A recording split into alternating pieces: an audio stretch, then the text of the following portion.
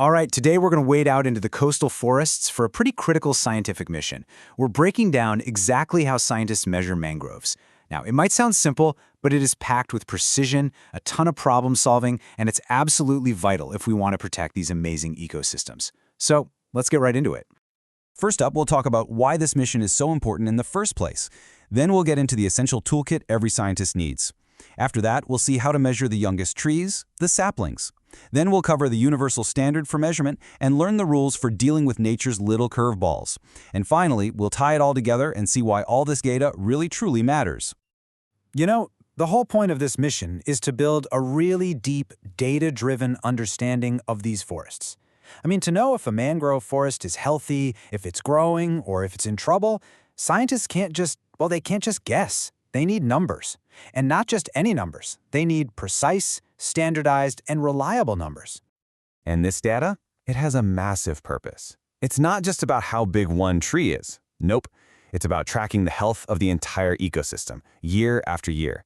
These numbers are the absolute key to calculating just how much carbon a forest is pulling out of the atmosphere and storing, which, as you know, is a huge piece of the global climate puzzle. So that's the real question, isn't it? How do you do it?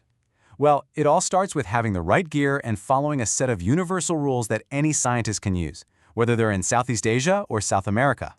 So what do you actually need to bring with you on this mission? This is not your average stroll through the park. You need specialized tools, and each one is designed for accuracy and consistency, especially in what can be a really challenging environment. So in the toolkit, you've got a height pole or maybe a clinometer for figuring out how tall the trees are. For the diameter, you've got two main options, a caliper for a direct, straightforward measurement, or a really clever tool called a diameter tape. And maybe the most important piece of gear of all, the data sheet. That's where every single crucial measurement gets carefully written down. Okay, so if you really want to understand the future of a forest, you've got to start with its youngest members. So scientists begin by carefully counting all the tiny seedlings and saplings in their sample area. This gives them a vital snapshot of what the next generation looks like. For these young trees, it's a pretty simple two-step process. First, you measure the height, right from the ground up to its highest growing point, and second, you grab that caliper and you measure its stem diameter. Seems easy enough, but as you'll see, there are very specific rules to follow. Now here's where the detail really matters. For a specific species like Rhizophora, which grows from something called a propagule, you don't just measure anywhere on the stem. You have to measure at a very precise spot, right above that little swelling where the propagule connects to the new stem. That level of precision is everything. Now, once a tree gets big enough, scientists switch over to a universal standard. You can think of it like a common language that allows a researcher in Indonesia to perfectly compare their data with a researcher in Brazil. It's called DBH. So, what is DBH? It stands for diameter at breast height, and it's a simple but totally brilliant idea. Everyone, everywhere, measures a tree's diameter at the exact same height from the ground. This gets rid of all the guesswork and makes sure the data is truly comparable. And this is the magic number. The universal standard for DBH is 1.3 meters. That's about 4.5 feet, up from the ground. This one single, fixed height is the anchor that makes all of this science comparable around the entire world. It's so important.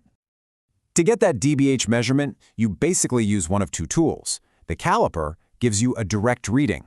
You just place its arms on either side of the trunk, and bam, you have your diameter. The D-tape, on the other hand, is kind of clever. You wrap it around the trunk to measure the circumference, but all the markings on the tape have already been divided by pi. So it actually reads out the diameter for you. It's an indirect measurement, but it's super effective. Of course, nature doesn't always give you a perfectly straight, perfectly round tree. Far from it. Trees lean, they fork, they have bumps and weird swellings. So what happens when a scientist comes across one of these tricky trees? Well, they follow a very specific rule book that's designed for exactly these kinds of situations. Okay, so here's a classic problem you'd find in the field. You walk up to a tree, you find your 1.3 meter mark, but wait, the tree splits into two big stems way below that point. So, what do? The rule is actually really clear. You still treat it as one single tree, but you measure each individual stem at that standard 1.3 meter height. You just end up recording multiple measurements for that one tree. Simple, standardized, and it works. Okay, next challenge. What if you find a big swelling on the trunk or the start of some buttress roots, right where you're supposed to measure. If you took the reading there, it would give you an inaccurate, way too big number. And the rule here just makes perfect sense, right? You simply move your tape or your caliper just a little bit above the swelling or the buttress. That way you get a measurement that really represents the true diameter of the main trunk. Mangroves often grow in soft, squishy, shifting soil, so leaning trees are super common. But a lean can actually throw off both the height and the exact location of that 1.3-meter mark. So how do you solve for this? The rule is incredibly specific. You always measure that 1.3 meters along the uphill side of the leaning trunk. Then, when you place the caliper, you don't hold it level with the ground. You actually hold it parallel to the tree's lean.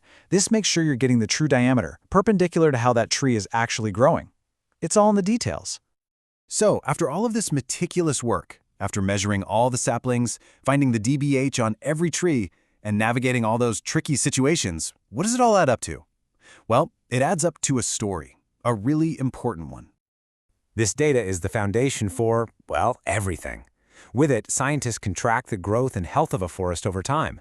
They can see if a restoration project is actually working.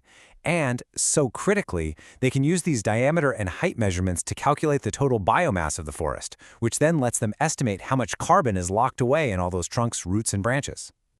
So the next time you see a picture of a mangrove forest, I want you to remember this mission. Remember the calipers, the D-tapes, and all those meticulous rules.